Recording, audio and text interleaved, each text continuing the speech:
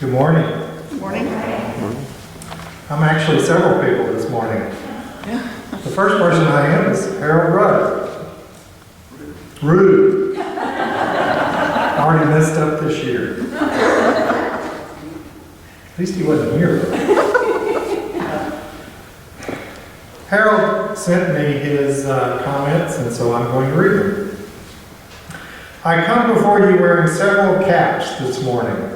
The past treasurer, the office committee chair, and representative of the Social Justice Outreach Committee on behalf of Gary Putnam, and as the incoming treasurer for 2022.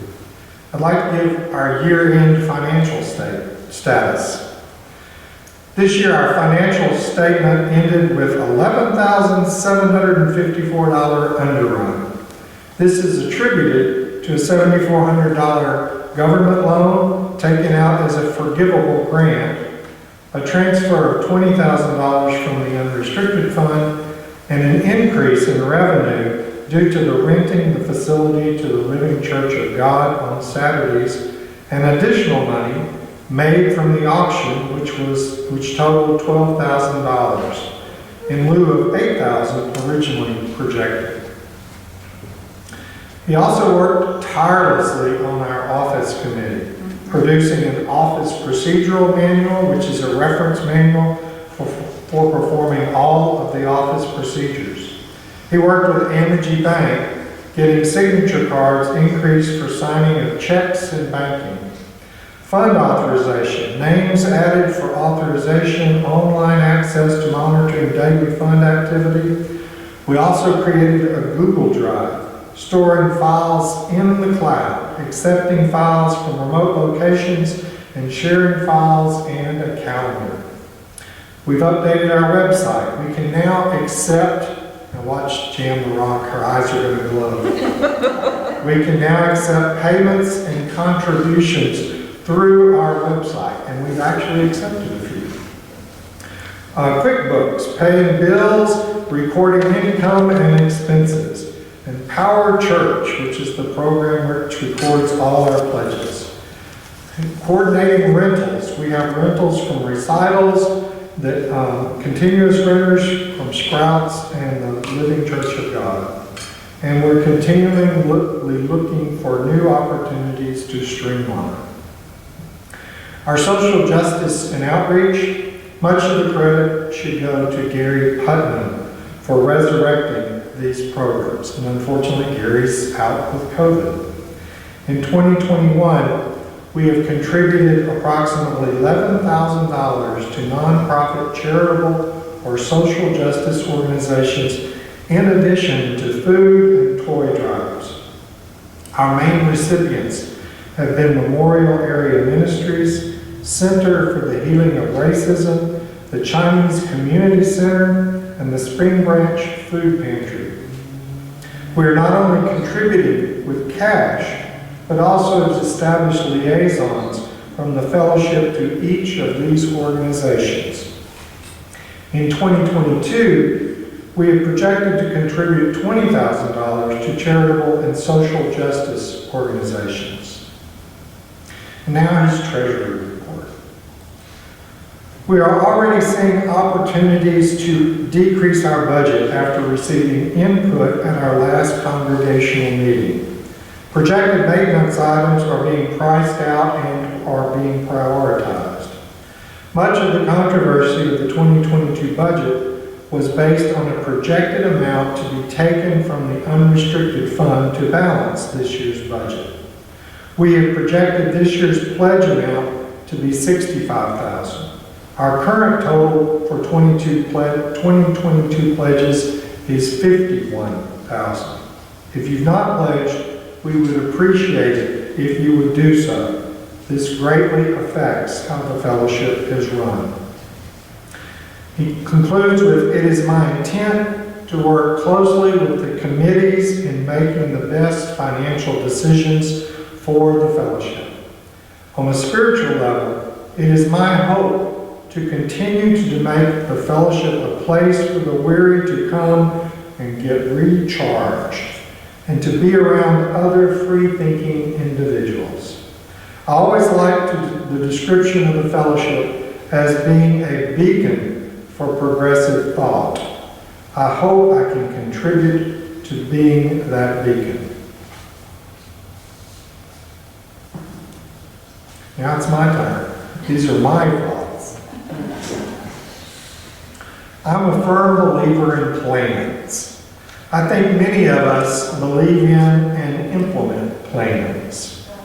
I planned to go to college. I went to college, and because I did, I got many good jobs for many years. I love to cook, and I plan our meals. I use recipes, which are actually plans for making a decent meal.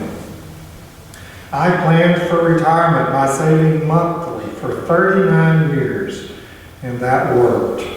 I actually retired, and I'm fairly comfortable in retirement.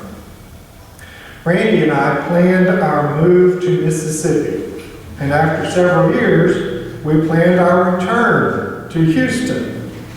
Yes, the best plans often change over time, but with a plan, you at least have a direction in which to head. Jan the Rock coordinates the planning of all of our worship services every Sunday.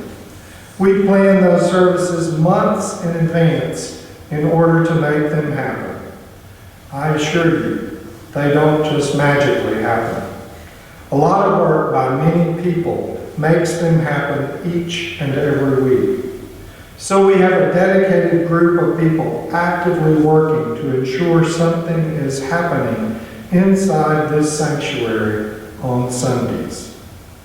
Now, I believe we need another plan, a plan for the outside. We have a beautiful, underutilized piece of property here at the corner of Wirt Road and Shadyville Lane. I believe it has a lot of unused potential. I also believe its development could attract other like-minded people to the fellowship, something we desperately need. I believe this could be achieved by creating an outdoor space that encompasses the entire property, which creates quality spaces for worship services, music events, walking meditations, weddings, and other events like farmers markets and art fairs. The property could also be redesigned to be a community garden, a pollinator garden, and a native species garden. This vision has many different components, each of which could entice specific members to get on board and support the overall plan. As new people get involved, even more and more creative ideas could be incorporated in order to make this a fellowship plan and not just my idea. I believe this grand plan may be a vehicle to revive and energize existing members and attract new members. After the service, please pick up the script for this presentation and my overall idea for a grand outdoor plan, and I've placed it out on the membership desk out front. If you're interested in helping me realize or support some version of this plan, please reach out to me. My contact information is in the current plan. And yes, we'll need a committee to actually execute some version of this plan. That is my vision for the fellowship for this year and for the next few years. Please work with me to realize our collective grand outdoor plan.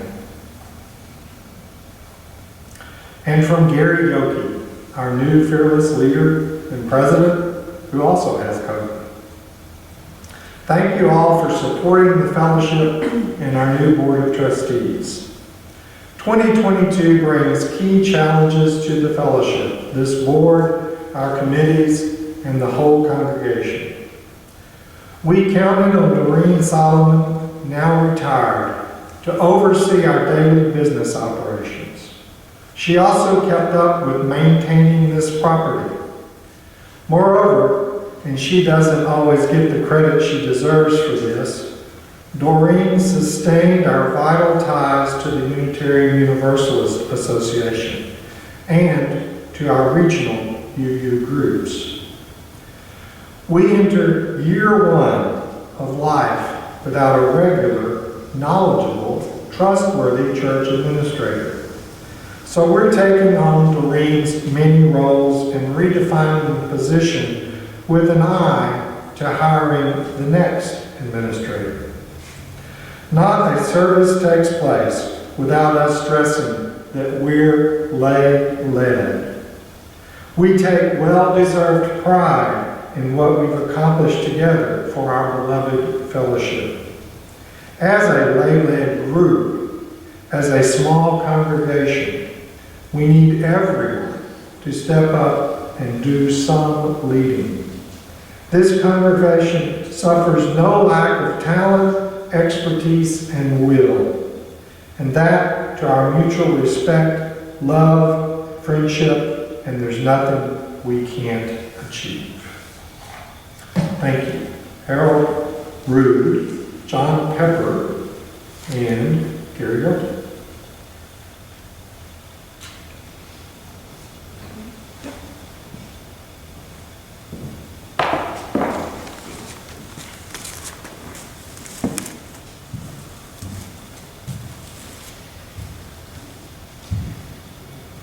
Good morning. I'm just me this morning, so. If you don't know me, my name is Allie Cohen, and I am grateful to have been given the chance to work with the board, on the board, to promote the church. And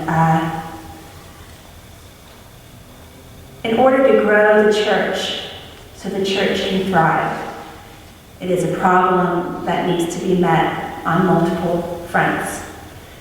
So what I get to do is be on the office committee, where I get to do fun things like reorganize filing. But it's menial, but it's necessary. And it's a part of taking over the administration duties as a congregation so that we can then teach someone new how to do that when that person's hired, perhaps. But more so that we can hold the reins of the church and guide the church where we want it to go. Because we should be the ones who are connected to UUA, not a non-member. Because we should be in charge of how that money is spent, how the church grows, where the energy is focused.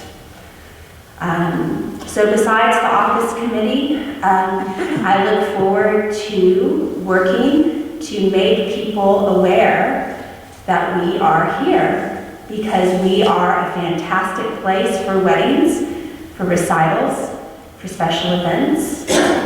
And I don't think anybody in Houston knows about us. So there are some plans in place for that I get to be once again a small part of, but I'm grateful to do that. Also, I'm looking forward in working with the board and with people who are interested in finding ways so that the community knows what we do. The drives that we participate in, the food drives, the toy drive, the nonprofits and the social justice programs that we contribute to. Not only do they not know we're here, but they do not know the good work that we're doing. And if everybody in this neighborhood knew that, we might have a few more people in these pews. Lastly, I am hoping to reinvigorate the religious education group. This is going to be new for me. So here we go. I'm hoping to bring to the church meetings, at least monthly, maybe weekly, where we can explore the faith of which we are a part. For those of us who are new, we can learn more about it and how that fits into our view of the world. I'll be a facilitator, of course, not a teacher. But once again, I'm grateful to be a part of that because I think that it's something that also improves me. Anyhow, thank you so much. That's all I have.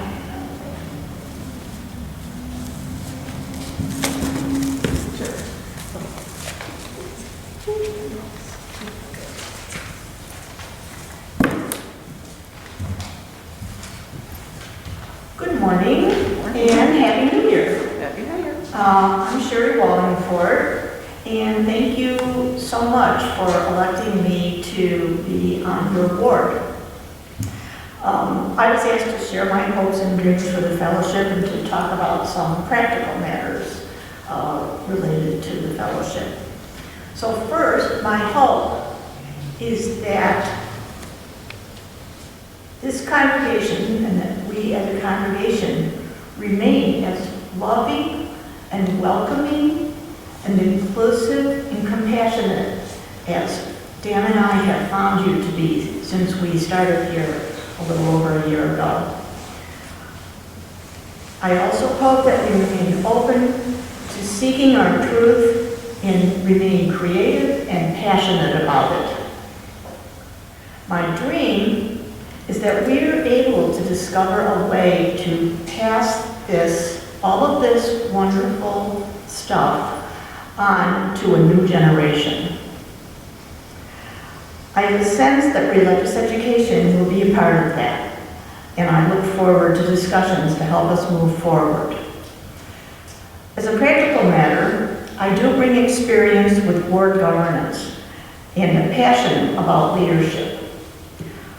To me, one of the main things about leadership is that people want to follow you. And I really hope that this board becomes one that all of you wish to follow. And I think a big part of that is our engagement with you as a fellowship. It's going to take the whole group. And finally, one of the main jobs of a board, in a practical sense, is financial stewardship. And I'd like to, as other folks have mentioned, explore some ways to increase our revenue. I also like to tackle that list of necessary improvements for our home here, for the sanctuary and for the grounds. I love that idea of making the grounds into something spectacular. And I also was really happy to hear from Harold Rude that we've already started to get assessments of things that need to be done and starting to get bids and, be able to take care of our home. Being a nurse, I'm also really obsessed with safety. So I'm looking forward to getting that entryway trip hazard taken care of. One time when my son was a little preschooler, he used to watch cartoons, and whenever some kind of safety message would come on, about some toy, he'd shout out, "Mom, come quick, there's a safety message." So he had my number by the time he was 3. So anyway, I really want to end by just saying that thank you very much for trusting me to serve you.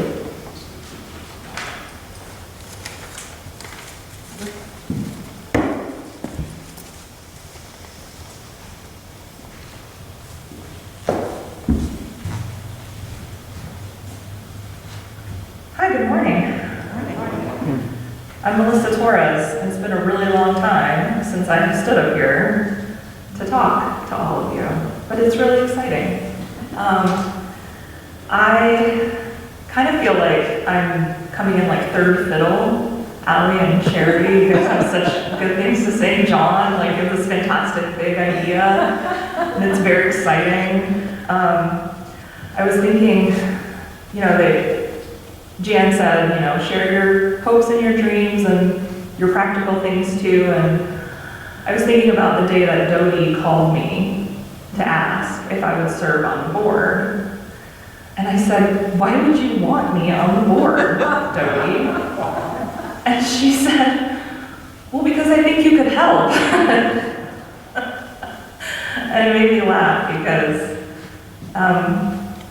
yeah, that's all I ever want to do, is to help. And you really had the right thing to say. You really did. I've been thinking over the past 3 days, because it's the new year, and we all think about resolutions on the new year. And there's a quote from Leo Tolstoy.